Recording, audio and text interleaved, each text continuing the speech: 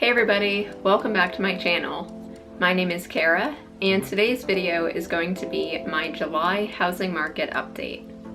As you may have noticed, I didn't upload a video last week, and I am really sorry about that. I know that I missed one in June and now July as well. Definitely not trying to make this a habit. I've just been super busy with my real estate business here in Asheville, and I've just been kind of prioritizing clients and showing homes and writing offers, etc. over making videos. I'm really working on finding a balance of everything in my life, work, personal life, etc. And it's been kind of difficult with summer season being here. But anyways, that's enough of that. Let me get right into today's video. As always, I'm going to be breaking up this video into a few different sections, those being price, inventory, mortgages, local news, and other news. So let's start out with price on a national level. The median sale price is now $407,000, marking the first time that the median sale price nationally has surpassed $400,000. This is a pretty monumental moment.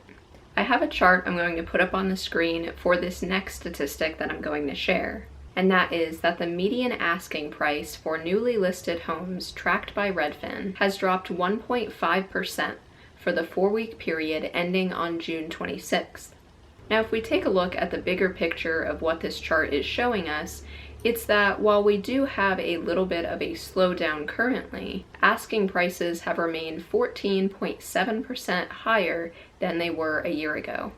So in other words, while we may be seeing some price decreases of new listings and homes sitting on the market for a little bit longer, this doesn't necessarily mean that you're getting a better deal than you would have a year ago. The reality is that prices are continuing to increase, just at a slower rate. The next chart I'm going to put up on the screen shows you the change in home prices as well as rent since 2004. There's probably no surprise that both of these statistics have been increasing over the past couple years. To be specific, rent actually increased 12% on a year-over-year basis. You may recall that a few months ago I shared a statistic about home ownership compared to renting, and I mentioned that it actually makes more sense to purchase a home than it does to rent.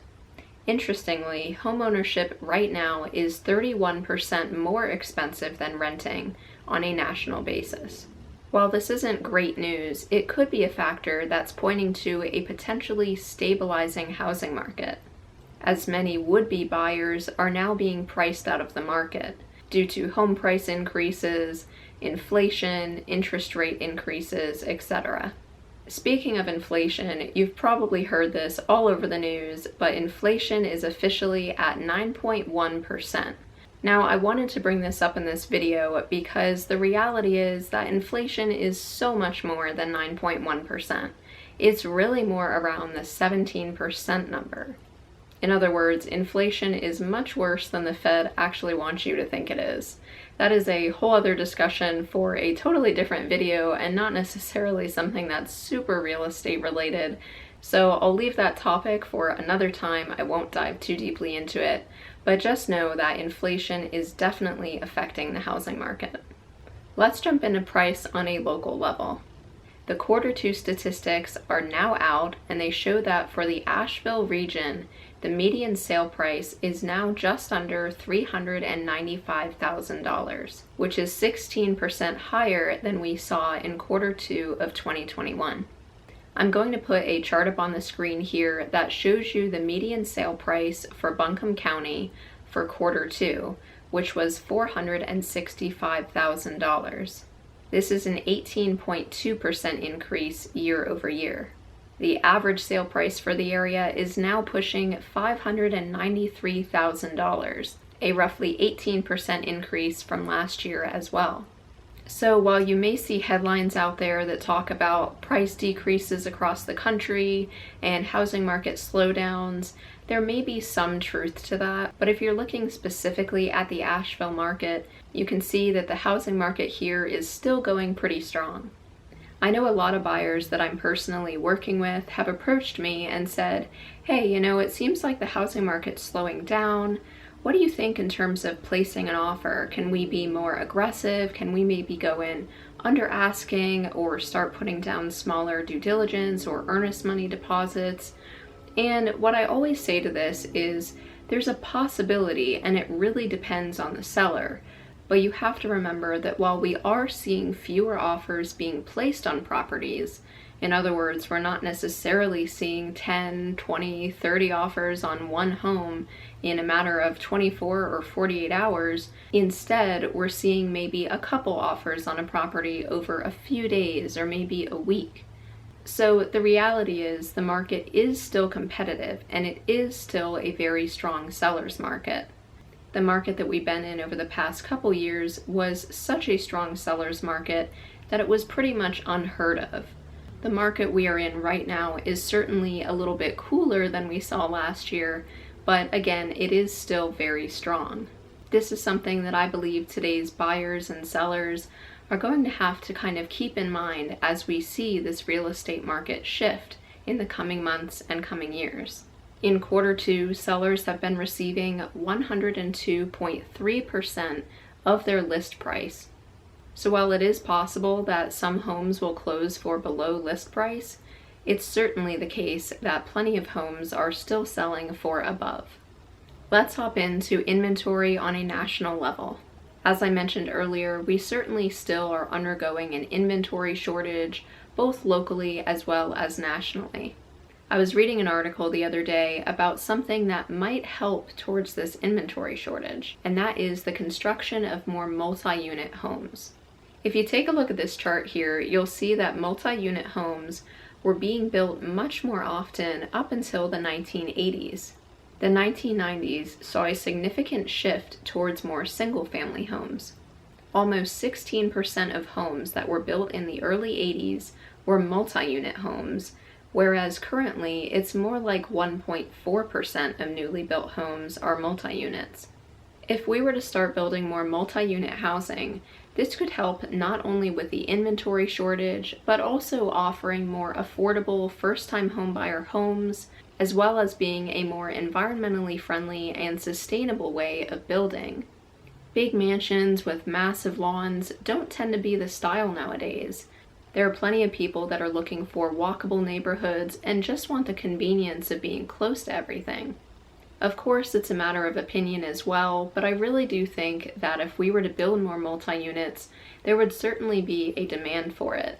I'm really curious to know what you guys would think as well, so definitely leave me a comment down below and let me know if you would support the construction of more multi-units and if maybe you yourself would be interested in purchasing something like that. Moving on to inventory on a local level. I don't have much to say here other than the fact that inventory is down year over year by about 21%.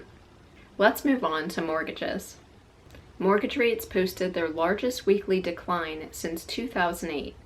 They decreased from 5.7% to right around 5.3%. Now, of course, your specific interest rate will depend a lot on your specific financial situation. It'll depend on your credit score, income, debts, type of loan that you would like, length of the loan, etc. You may recall in my June housing market update video, I had mentioned that interest rates hit 6%.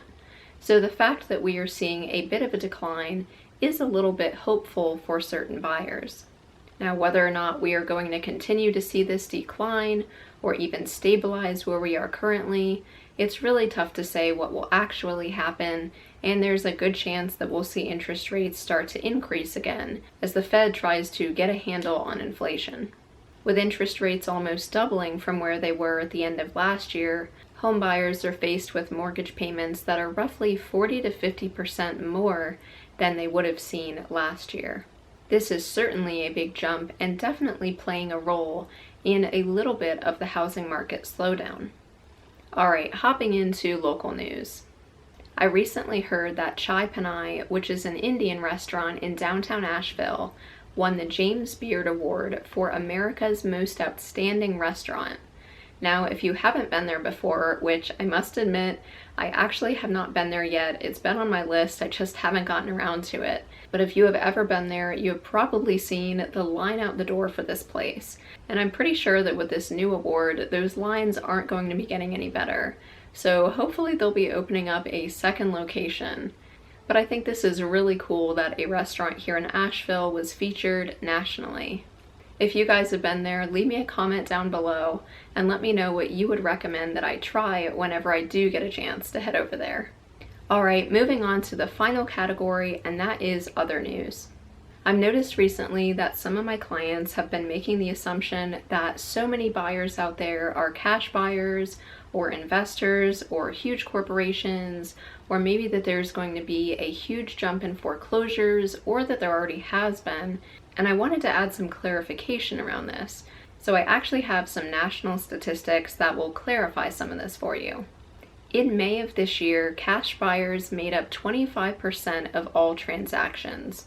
This is roughly a 2% increase year over year.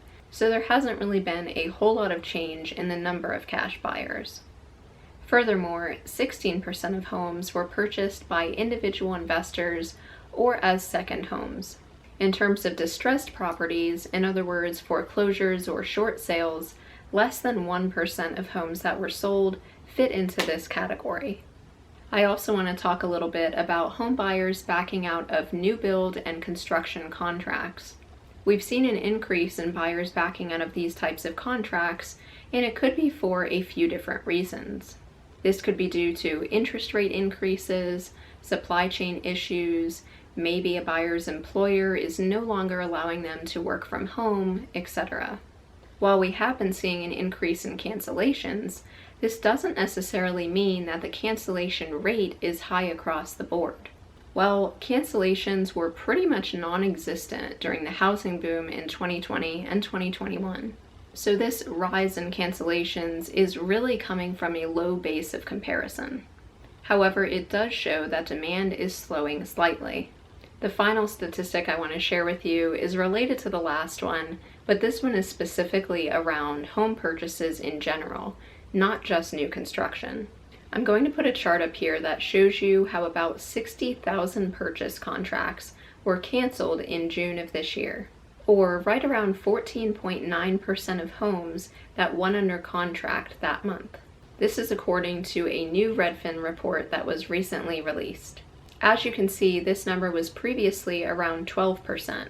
So this isn't necessarily a massive jump. It's not like we saw 2% jumping all the way to 15%.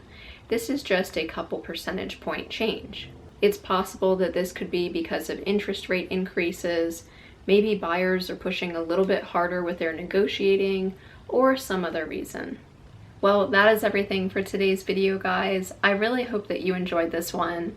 And really quick, before you click off this video, if you have not already subscribed, please consider hitting that subscribe button down below.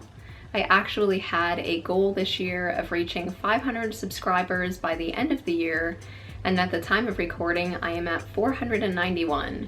So it's kind of unbelievable because I think I started the year at 150 or so, and it's only July and there's still another 5.5, 6 months to go of the year. So I'm really excited to see what the rest of the year holds. Also, if you do not already have a copy of my free home buyer guide, or if you would like a free comparative market analysis done on your property, reach out to me anytime and I will be happy to provide that for you. My contact info is in the description box below, and I will also leave that at the end of this video. As I said earlier in the video, I'm really going to try to continue to stick with the one video a week idea, but I would like some more feedback from you guys. So leave me a comment below and let me know if there is a certain topic that you would like me to film, whether it's in regards to just Asheville in general, maybe a surrounding town, a specific real estate topic, or a news topic. I'm all ears, so let me know what you guys want to see and I will definitely take note of that for my next videos. Alright everyone, well, don't forget to hit that like button, hit the subscribe button, and I will see you very soon in the next one.